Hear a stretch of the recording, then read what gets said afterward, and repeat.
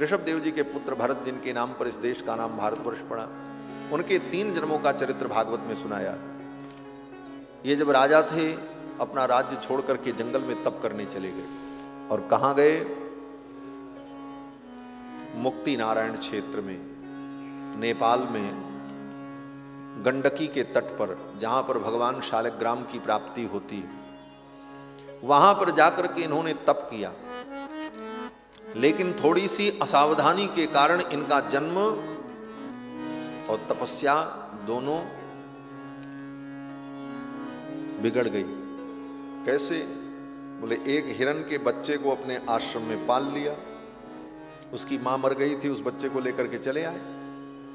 जंगल में उसकी मां मर गई, नदी में, वहीं पर ये संध्या वंदन कर रहे थे, तो इन्होंने सोचा कि इसकी मां तो मर गई, इसको दूध कौन पिलाएगा, इसको कोई जीव मार देगा, ये बच्चा है। दया के परवश होकर उस हिरण के बच्चे को लेकर के आ गए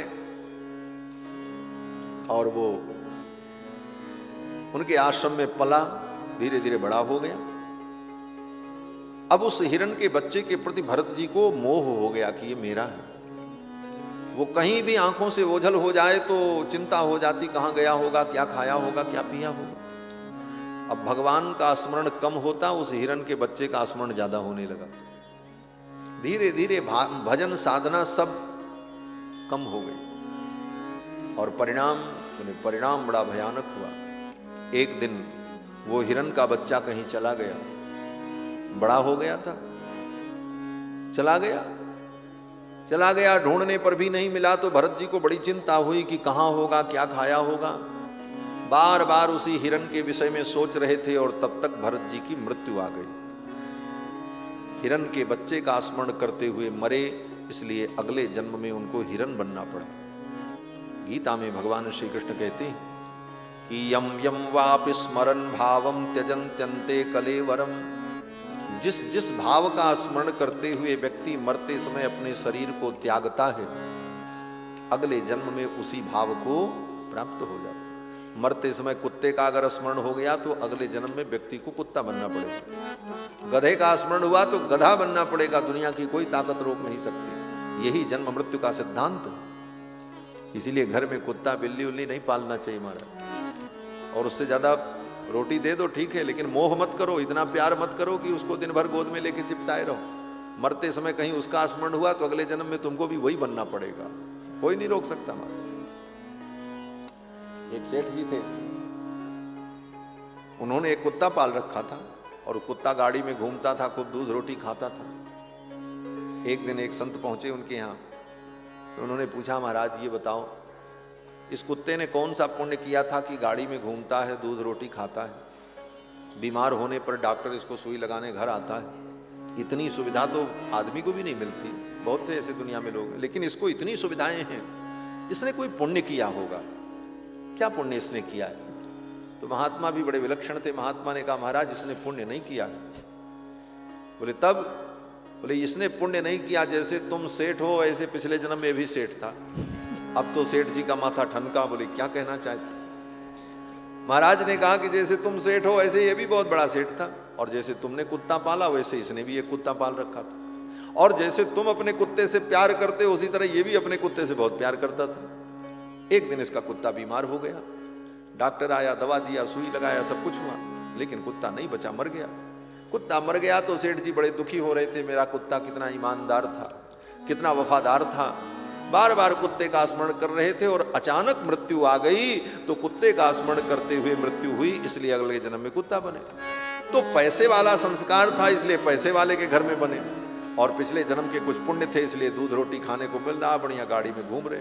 सेठ जी ने कहा अरे राम राम, कुत्ते का स्मरण करने पर कुत्ता बनना पड़ता है, तो मरते समय कहीं मुझे भी इसका स्मरण हो गया तो कहीं मुझे भी ऐसा ना बनना पड़े। तो महात्मा ने कहा तो वो तो हो ही सकता है, अगर नहीं सावधान हुए तो ऐसा तुम्हारे साथ भी हो जाएगा। उसी दिन उन्होंने हटा दिया उसको, बोला हटाओ इसको। देखो ये सत्य है। ये कुत्ता पालने की संस्कृति तो अंग्रेजों के द्वारा हमारे देश में आई। अंग्रेज लोग आए तो कुत्ता बिल्ली पालना उनका शौक। हमारे यहाँ कुत्ता बिल्ली घर में पालने का कोई विधान नहीं था, न कोई शौक है और न आज भी है। और वो तो चले गए, कुत्ता बिल्ली पालने की विधि छोड़ करके चले गए।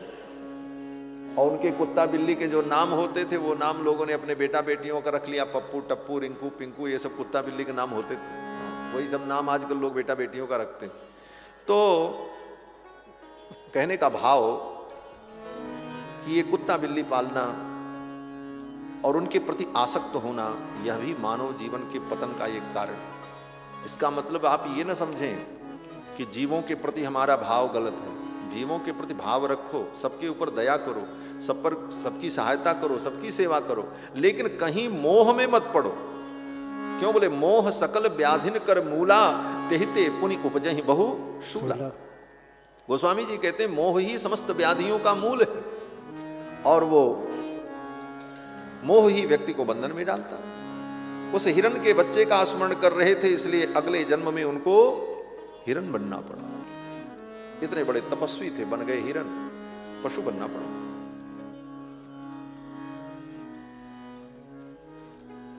घर में बच्चे पैदा होते हैं तो बच्चों को देख करके घर की माताएं कहती हैं अपने दादाजी को पढ़ा है, बाबा जी को पढ़ा, ठीक बाबा जी जैसी नाक है।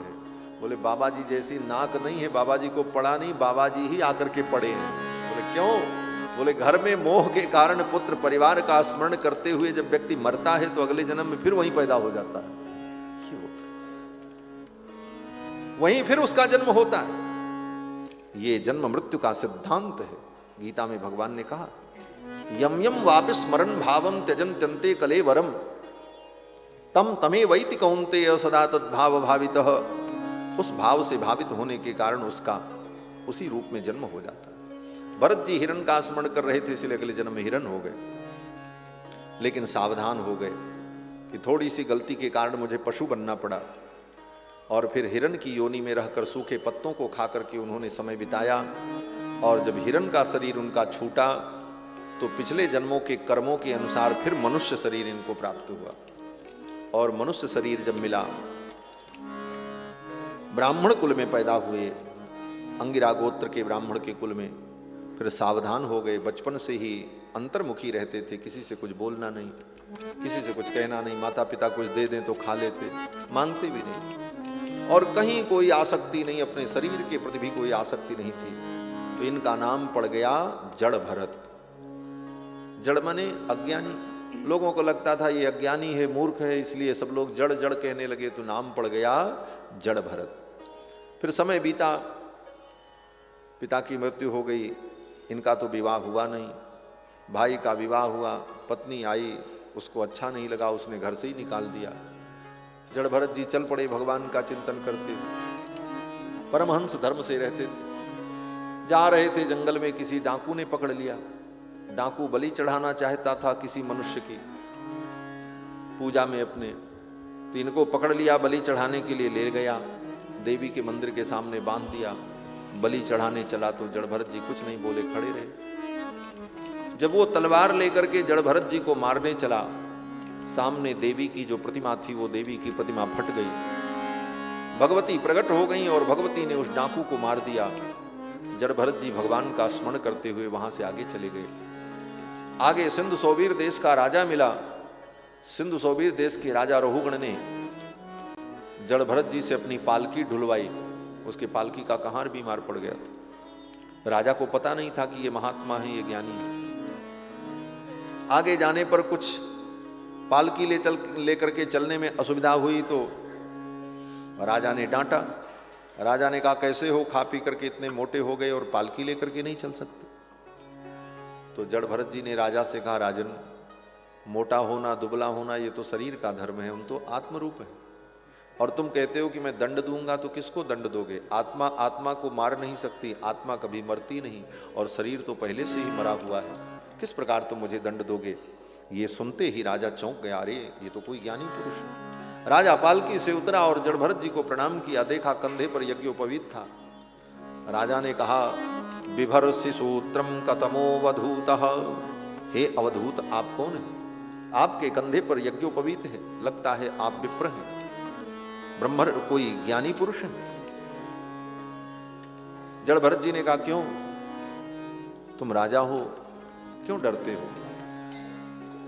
तो राजा रहुगण ने कहा महाराज मैं किसी से नहीं डरता हूं। इंद्र के वज्र से भी मुझे डर नहीं लगता, जमराज के कालदंड से भी मैं नहीं डरता हूं, भगवान शंकर के त्रिशूल से भी मैं नहीं डरता हूं। अगर मुझे डर लगता है तो केवल एक बात से डर लगता है कि कहीं किसी संत का मेरे द्वारा अपमान न हो जाए, मेरे द्वारा किसी भगवत भक्त का अपमान न हो जाए, क्योंकि भगवान के भक्त का अपमान, संत का अपमान, ये भगवान शंकर के त्रिशूल से भी ज्यादा भयानक है। छंके भृशम ब्रह्म कुलावमानात्, राजा रहुगण ने कहा कि मेरे द्वारा किसी महापुरुष का अपमान न हो जाए, बस इसी बात का मुझे डर रहता है। और आप महापुरुष हैं, मैंने आपका अपराध किया, आपसे मैंने पालकी उठवाई, आपको मैंने डांटा, आप मुझे क्षमा कर दो। इस प्रकार राजा रहुगण ने महाराज जड़भरत से प्रार्थना की। फिर तो जड़भरत जी प्रसन्न हो गए और जड़भरत जी ने राजा रहुगण को तत्व ज्ञान दिया है।